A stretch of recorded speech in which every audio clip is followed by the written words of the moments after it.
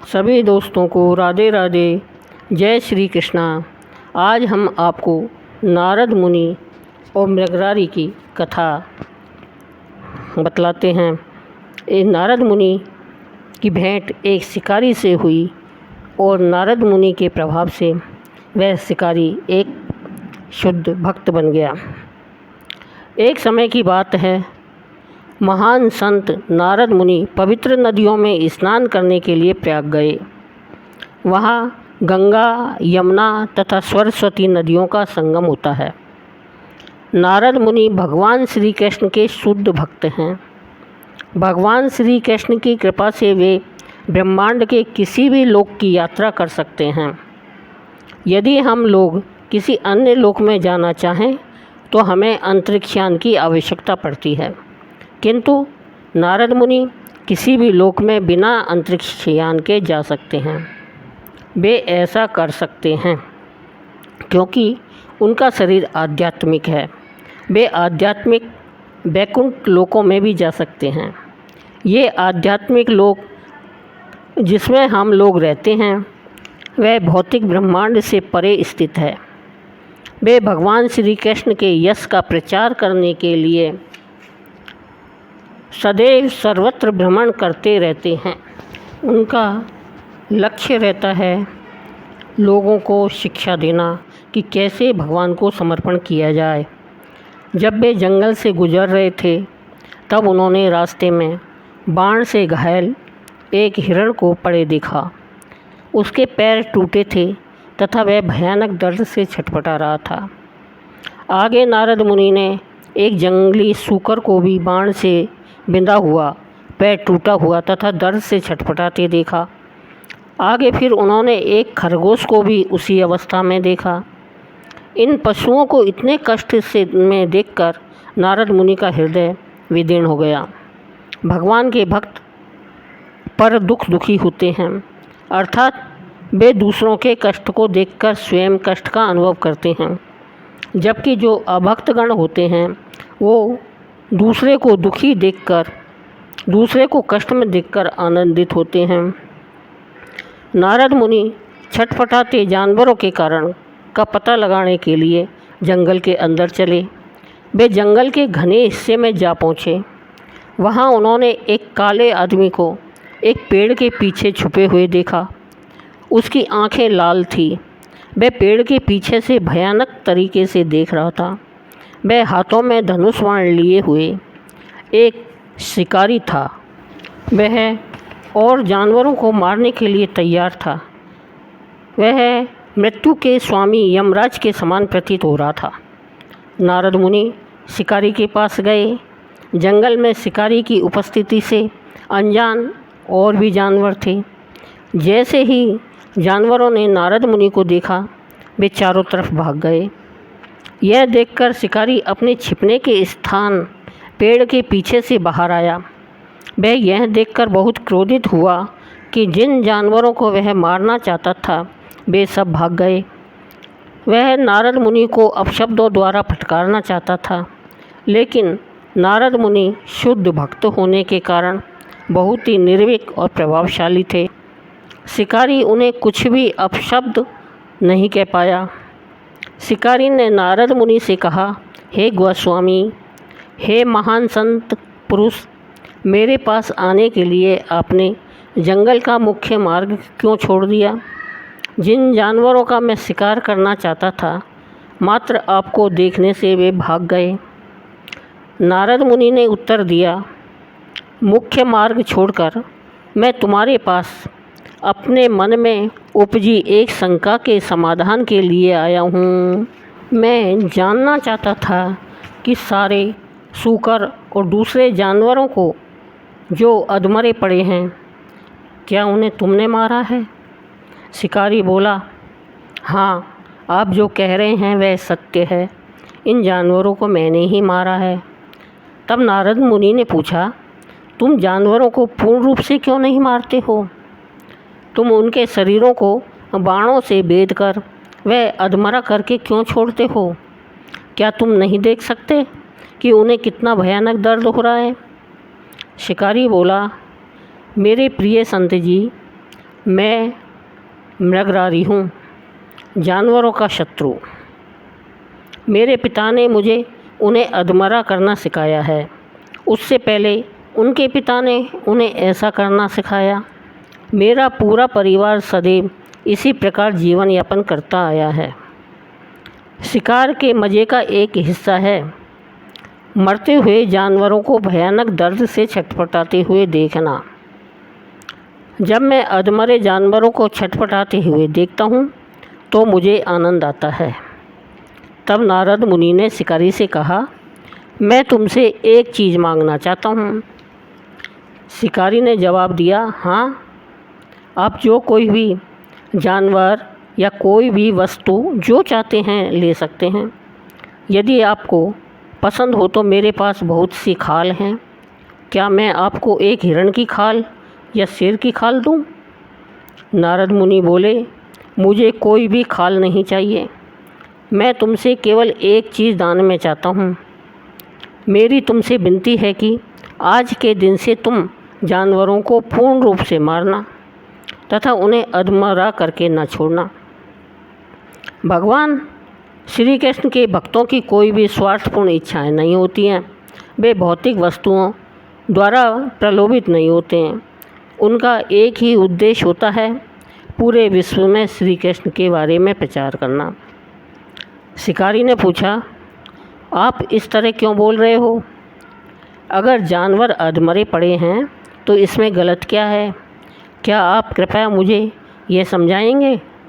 नारद मुनि ने कहा, अगर तुम जानवरों को अधमरा करके छोड़ते हो तो तुम उन्हें जानबूझकर कष्ट दे रहे हो, इसलिए तुमको इसके बदले में वैसा ही फल भोगना पड़ेगा। जो कुछ भी नारद मुनि कहते हैं उसको प्रामाणिक समझा जाता है। ऐसा इसलिए है क्योंकि वे जो बोलते हैं वह वैदिक शास्त्र से होता है। वे समस्त वेदों को जानते हैं। वे जानते हैं कि वैदिक ज्ञान को व्यवहारिक रूप में कैसे प्रयोग में लाया जाए जिससे सब लोग सुखी हो सकें।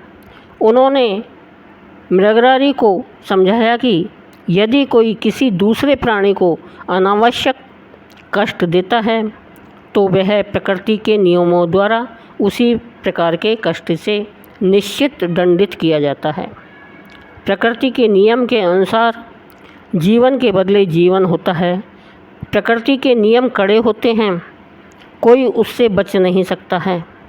एक पापी व्यक्ति को इस जीवन में और अगले जीवन में तथा आने वाले अन्य जीवनों में भी कष्ट भोगना पड़ेगा। नारद मुनि ने जारी रखा, मेरे प्रिय शिकारी, जानवरों को मारना तुम्हारा व्यवसाय है। यह तुम्हारे पक्ष में पहले ही अपराध है, किंतु जब तुम उन्हें अधमरा छोड़कर और जानबूझकर कष्ट देते हो तब तुम बहुत अधिक पाप इकट्ठा करते हो। सारे जानवरों को जिनको तुमने मारा है तथा अनावश्यक कष्ट दिया है, तुमको एक के बाद में एक करके तुम्हारे अगले जीवन में व जीवन के बाद के जीवन में भी मारते रहेंगे। नारद मुनि ने शिकारी को समझाते हुए कहा कि कोई व्यक्ति जो मांस, मछली इत्यादि खाता है वह उस जानवर को मारने का पाप अपने ऊपर लेता है। उसको जानवर को मारने के पाप में कर्म के फलस्वरूप दुख भोगना पड़ेगा। लोग हजारों की संख्या में जानवरों को कसाई खाने में मार रहे हैं जिससे और लोग मांस खरीद सकें। इन लोगों को अपने अगले जीवन में और जीवन के बाद के जीवन में उसी प्रकार मरने के लिए तैयार रहना चाहिए। नारद मुनि भगवान के शुद्ध भक्त हैं। उनका एकमात्र उद्देश्य शिकारी को इस घोर पाप में जीवन से बचाने का था। उनका मुख दैदीप्यमान था। उनकी वाणी में सत्यता प्रकट हो रही थी। उनका चरित्र प्रभावशाली था। उनकी दिव्य उपस्थिति से, उनकी वाणी से तथा उनके संग से मृगरारी का हृदय पिघलने लगा। नारद मुनि द्वारा समझाए गए धार्मिक सिद्धांतों को वह स्पष्टता से समझ गया। वह अब तक बिताए गए अपने पाप में जीवन के प्रति भयभीत हो गया। उसने कहा, मुझे यह पेशा एकदम बचपन से सिखाया गया था। अब मैं विस्मित हूँ कि पाप में कर्म की इन बड़ी गठरियों से मैं कैसे छुटकारा पाऊँगा। प्रिय मुनिवर, कृपया बताएं कि मैं अपने पाप में जीवन के फलों से कैसे छुटकारा पाऊँ। अब मैं पूर्ण रूप से आपको समर्पित हूँ और आपके चरण कमल की शरण में हूँ। कृपया मुझे पाप के फल से बचाएं। यही विधि है। एक संत पुरुष की संगत से व्यक्ति अपने पाप में जीवन की असर को समझ सकता है। व्यक्ति को स्वेच्छा से एक संत को समर्पित होना चाहिए जो कि श्री कृष्ण का प्रतिनिधि हो, और यदि वह उनकी शिक्षाओं का पालन करता है तो वह समस्त पापों से छुटकारा पा सकता है। नारद मुनि ने शिकारी को विश्वास दिलाया, यदि तुम मेरी शिक्षाओं को सुनते हो तो मैं कोई मार्ग ढूंढ सकता हूँ जिसके द्वारा तुम मुक्त हो सकते हो। भगवान श्री कृष्ण के शुद्ध भक्त बहुत शक्तिशाली होते हैं। उनमें से प्रत्येक संपूर्ण जगत को बचा सकते हैं। तो नारद मुनि के बारे में तो क्या कहना।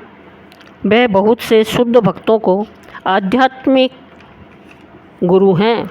यदि कोई उनकी शिक्षाओं का पालन करता है तो वह कितनी भी मात्रा के पापों से मुक्त हो जाता है। तब शिकारी बोला, प्रिय मुनिवर, आप जो भी कहेंगे मैं करूँगा। नारद मुनि ने शिकारी की तरफ करुणा से देखा और कहा, सबसे पहले अपने धनुष को तोड़ दो, तब मैं बताऊँगा कि आगे क्या करना चाहिए। शिकारी अचंभित रह गया। यदि मैं अपना धनुष तोड़ दूँ, वह बोला, मेरे पास परिवार का पालन कैसे होगा। नारद मुनि ने कहा, चिंता मत करो, मैं प्रतिदिन तुम्हारा भोजन भिजवाया करूँगा। नारद मुनि जानते थे कि वास्तव में श्री कृष्ण ही सबकी आवश्यकताओं की पूर्ति करने वाले हैं। शिकारी वास्तव में अपने धनुष द्वारा नहीं बल्कि श्री कृष्ण द्वारा पाला जा रहा था। शिकारी को धनुष तोड़ने से कष्ट नहीं भोगना पड़ेगा। इसमें कोई संदेह नहीं था कि श्री कृष्ण उनके भोजन की पूर्ति नहीं करेंगे, क्योंकि वह श्री कृष्ण के शुद्ध भक्त के आदेश का पालन कर रहा था। इस प्रकार शिकारी ने नारद मुनि के वचनों में विश्वास के साथ अपने गुरु के प्रथम आदेश का पालन करते हुए धनुष को तोड़ दिया। वह अगले आदेश की प्रतीक्षा में नारद मुनि के चरण कमलों में दंडवत करके गिर पड़ा। नारद मुनि ने झुककर उसे उठाया और कहा, अब घर चलो और जो कुछ भी तुम्हारे पास है वह ब्राह्मण पुरोहितों को दान कर दो। उसके बाद मात्र पहने हुए वस्त्रों को लेकर घर छोड़ दो। नदी के किनारे जाओ और एक कुटिया बनाओ। घर के सामने एक उच्च स्थान पर तुलसी का एक पौधा लगाओ। प्रतिदिन इस पवित्र तुलसी के पौधे की परिक्रमा करो। जल आदि वस्तुओं से उनकी सेवा करो और निरंतर हरे कृष्ण महामंत्र का कीर्तन व जप करो। हरे कृष्ण कृष्ण कृष्ण हरे हरे, हरे राम राम राम हरे हरे। मैं तुम दोनों को प्रतिदिन पर्याप्त भोजन भेजूँगा। तुम लोगों को जितनी आवश्यकता हो उतना खाद्य पदार्थ ले सकते हो। तत्पश्चात नारद मुनि 3 अधमरे जानवरों के पास गए और उन्हें अच्छा कर दिया। वे सब जानवर उठ खड़े हुए तथा तेज़ी से भाग गए। जब शिकारी ने यह देखा वह चकित रह गया और नारद मुनि को श्रद्धापूर्वक दंडवत प्रणाम किया। नारद मुनि प्रयाग के लिए चल दिए तथा शिकारी उनकी आज्ञा का पालन करने के लिए घर वापस आ गया। अब शिकारी पूर्णतया बदल गया। यह समाचार पूरे गांव में फैल गई। वह श्री कृष्ण का वैष्णव भक्त संत हो गया। लोग यह सुनकर बड़े प्रसन्न हुए। भारतीय संस्कृति का यह एक हिस्सा यह है कि संत महात्माओं का पालन पोषण लोगों द्वारा होता है, अतः लोग उसको फल फूल साग सब्जी अन्न दूध जैसे उपहार लाने लगे। एक दिन में 10 या 20 लोगों के लिए खाद्य पदार्थ आ जाता था, किंतु शिकारी व उसकी पत्नी उतना ही स्वीकार करते थे जितना वे खा सकते थे और बाकी बांट देते थे। इस प्रकार हरे कृष्ण महामंत्र का जप, कीर्तन तथा दूसरी भक्तिमयी गतिविधियों में उनके दिन व्यतीत होने लगे।